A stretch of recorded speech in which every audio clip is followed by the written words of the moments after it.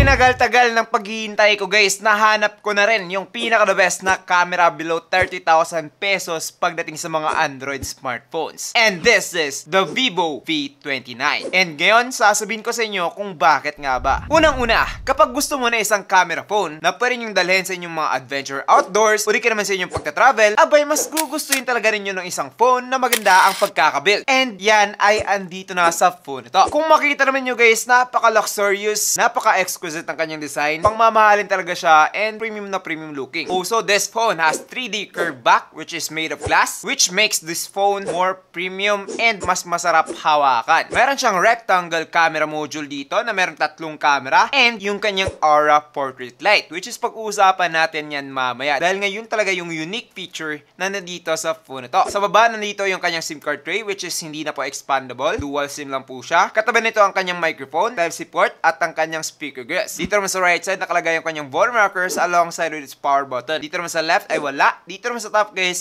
dito po yung kanyang secondary microphone. That is why kapag kayo mahilig mag-video, meron po siyang dalawang microphone. So this phone can record better audio overall. Now, one thing na hindi ko nasabi last time guys is that mono speaker lang po or single speaker lang po ang phone ito. But take note lang na malakas pa rin naman siya, kaso nga lang iba pa rin talaga yung dual speaker. Overall, as a camera-centric smartphone, okay na talaga yung kanyang build quality para saan guys. Like kapag ginagamit ko talaga siya pang picture, wala talagang problema and you know, perfect na talaga siya. Now, one thing na napapansin ko kapag yung mga ibang manufacturers guys ay gumagawa ng isang camera-centric smartphone ay hindi na sila masyadong nag-focus pagdating sa kanilang mga display. But this time, mas pinaganda pa ng Vivo yung kanilang display dito. So, eto guys ay meron ng 6.78-inch AMOLED display with 1260p resolution, 1 billion colors, 120 Hz refresh rate, and supported na siya ng HDR10+.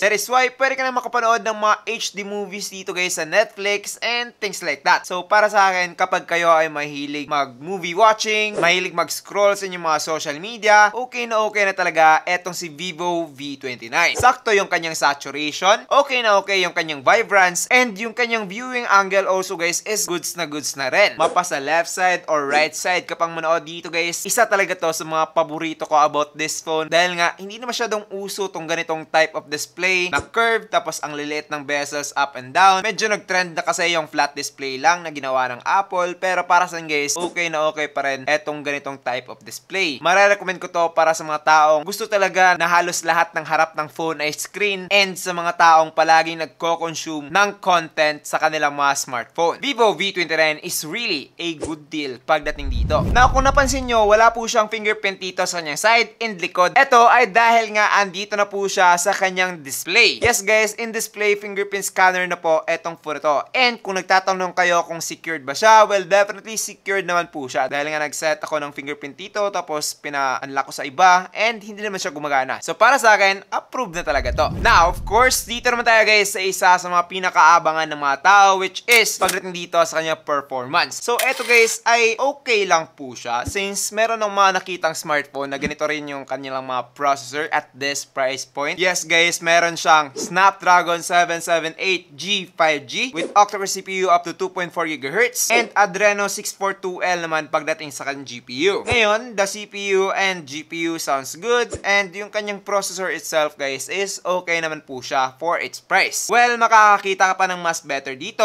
pero wala naman silang AMOLED display and wala naman silang magandang camera which is pag-uusapan natin mamaya. So, you know, balance lang talaga yan. Kapag kayo ay magmo-Mobile Legends lang naman, naku po, wala nang problema to guys. Meron na siyang super refresh rate, ultra graphics, and wala na talagang mga lag and frame drops na magaganap dito sa phone to. Also, mention ko na lang din na yung heating dito guys is halos hindi na mangyari kapag etong Mobile Legends lang naman ang lalaroin mo. Also, siguro na rin dahil nga naka-aircon ako. Pero kapag kasi mag-gaming kayo guys tapos mainit yung temperature nyo, abay syempre, iinit din yung inyong mga smartphone. That is why, kung gusto nyo mag-gaming na hindi umiinit yung mga smartphone, pumunta kayo sa mga medyo cool na lugar o di ka man gumamit kayo ng electric fan. For me guys, gustong gusto ka talaga yung kanyang OS which is Android 13 and One Touch 13 ng Vivo. So, So, napaka-clean ng kanyang OS guys. Para siyang stock Android actually. So, clean na clean talaga siya. Gustong-gusto ko yung feeling kapag nagsaswipe, nag-scroll. Nakakapanibago talaga and gusto ko na mag-switch into Android actually. Kapag andito yung Vivo V29 ko, hindi ko talaga magamit yung iba kong phone. Dahil nga andito na lahat guys. For me, pagdating dito sa gaming guys ng Mobile Legends and mga Call of Duty, okay na talaga etong si Vivo V29. Like as in. Kahit pa nga pagdating sa Genshin Impact guys, kayang-kaya niya pa rin. Kaso nga lang hindi lang high graphics. Pero yun na nga, playable na playable pa rin. Even yung Genshin Impact, yung Farlight 84 dito sa smartphone na to. So kung nagbawala ka na maglaro ng mga games na yan and gustong-gusto mo talaga etong phone to, well guys, worth it na etong phone to pagdating sa mga games na yan. Ang medyo hindi ko na talaga nagustuhan guys is that hindi na po expandable yung kanyang storage. Yes, meron kang option na 12GB of RAM plus 256GB of storage o di ka naman 12GB of RAM plus 512GB of storage, pero guys, hindi na po siya expandable kapag nabili na siya. So, kung gusto nyo talaga mag-download ng iba't ibang mga games, mag-capture ng maraming videos, piliin nyo talaga yung mas higher yung storage, which is yung 512. Dahil nga kapag nagkulang ka dito, abay, kasalanan mo na yun. What? What are you talking about, man? Nagkulang ka eh. Now, I really think na hindi masyadong na-notice to guys. And eto, yung kanyang battery and charging. Kung gusto mo na isang camera phone, syempre, gusto mo ng isang matagal malobat. Dahil nga, you know, gusto mong gamitan ng matagal, gusto mong makakuha ng maraming pictures, videos. Kaya naman guys, etong phone to ay meron ng 4,600 mAh that can last up to 1 day. Yes guys, 4,600 is okay na rin. And yung kanyang charging talaga ang nakakabilib para sa akin. 80 watts na guys. 50% in just 17 minutes. Ganon kabilis. Now, in my test, umabot ako ng around 40 minutes from 0 to 100%. So, para sa guys, is blazingly fast. Para ka lang nag-1 game sa Valorant tapos pagbalik mo, full na yung phone mo. So, kung gusto mo yan, well, definitely, this phone is good for you. Now, sa wakas, pag-uusapan na natin yung pinakarason kung bakit nyo dapat bilhin etong si Vivo V29. Well, unang-una sa lahat guys, pagdating sa specs, meron po siyang 50MP main camera. That is a Samsung GN5 sensor na po. Hindi na po siya Sony IMX. And yung ibang camera naman is 8MP ultra-wide and 2MP depth. Dito naman sa kanyang selfie guys, ay meron po siyang 50MP selfie camera. Wow! Wow! But, yun na nga guys, kung makikita naman yun, napakaganda po ng mga kuha ko dito pagdating sa outdoors. Especially kapag meron kang natural lighting, agoy! Mapriso ka! Sobrang ganda po talaga. Napaka-natural. Yung kanyang saturation is goods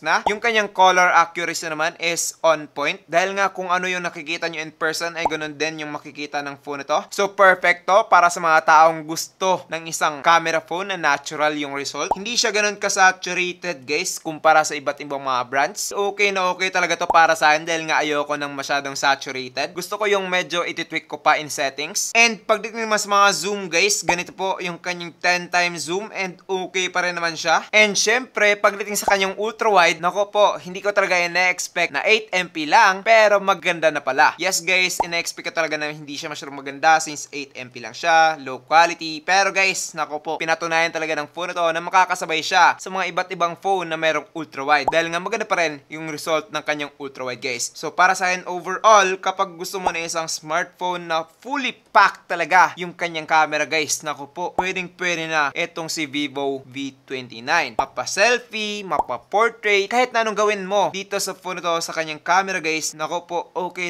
na talaga to. Like legit. Especially kapag pag-uusapan na natin etong kanyang Aura Light 2.0. Yes guys, this has been the trend pagdating sa Vivo V series dahil nga sila lang naman ang nakagawa nito worldwide. Yes guys, wala pang ibang smartphone manufacturer ang merong ganito. Si Vivo lang talaga. Sana all. Ayan na siya. Hindi siya yung typical na flash lang guys, which is yung ganun. Yes, meron siyang separate na flash dito. Eto guys ay something new talaga. Ayan. So syempre kapag kumukuha tayo ng picture sa gabi, meron talaga tayong iba't ibang light scenarios. Meron sometimes na mas maganda yung cool light. Meron sometimes naman na mas maganda yung warm lighting. And magagawa mo yan pareho dito kay Vivo V29.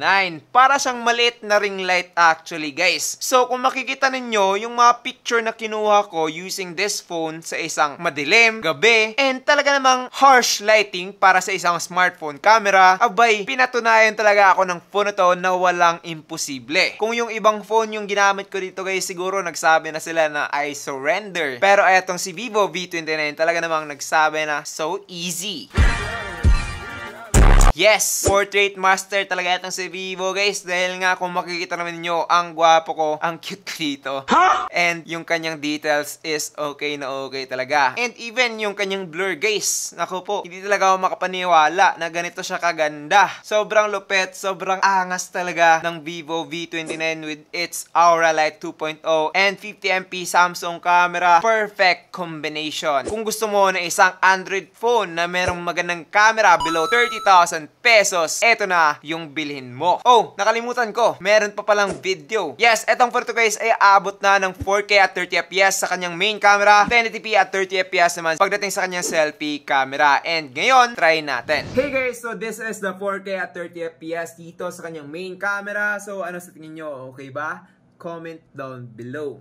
Ngayon, try naman natin yung kanyang selfie. Now guys, eto naman yung selfie camera ng Vivo V29 at 30fps 1080p. So, ano sa inyo? Okay ba? Comment down below. Overall, the videos has been good dito sa photo to, especially kapag naglalakad kayo outdoor guys, dahil nga meron na siyang OIS o di ka naman optical image stabilization. That is why hindi na masyadong magalaw yun yung pag-video, and bihira na lang kayo makakuha ng isang photo na blur. Yes, yun talaga yung two advantage kapag meron kang optical image stabilization sa inyong camera guys. Mas stabilize and mas less yung mga blur. So para sa akin, overall, pagdating sa camera guys, swak na talaga itong si Vivo V29. Na-i-check na talaga ng phone to yung lahat ng mga kailangan ko. Pwede ko siyang dalhin kahit na anumang lighting, kahit na gabi, kahit na araw, kahit na mag-travel, kahit na mabilis or gumagalaw pa yung kukuhanan ko ng photo. Wala talaga yung problema pagdating dito kay Vivo V29. So overall guys, pagdating dito sa aking full review, swak na talaga siya. Bilhin nyo talaga yung pinaka-max na storage na available. Dahil nga medyo kulang talaga kapag 256 gig lang. So yun na nga guys, kung gusto nyo bumili ng phone to, well definitely maglalayo ng link down below. And also, kung gusto mo pang makakita ng iba't ibang reviews katulad na lamang nito, well, definitely subscribe now. So that's it. I'm JP and this is JTN TV. Thank you for watching and God bless. Bye-bye.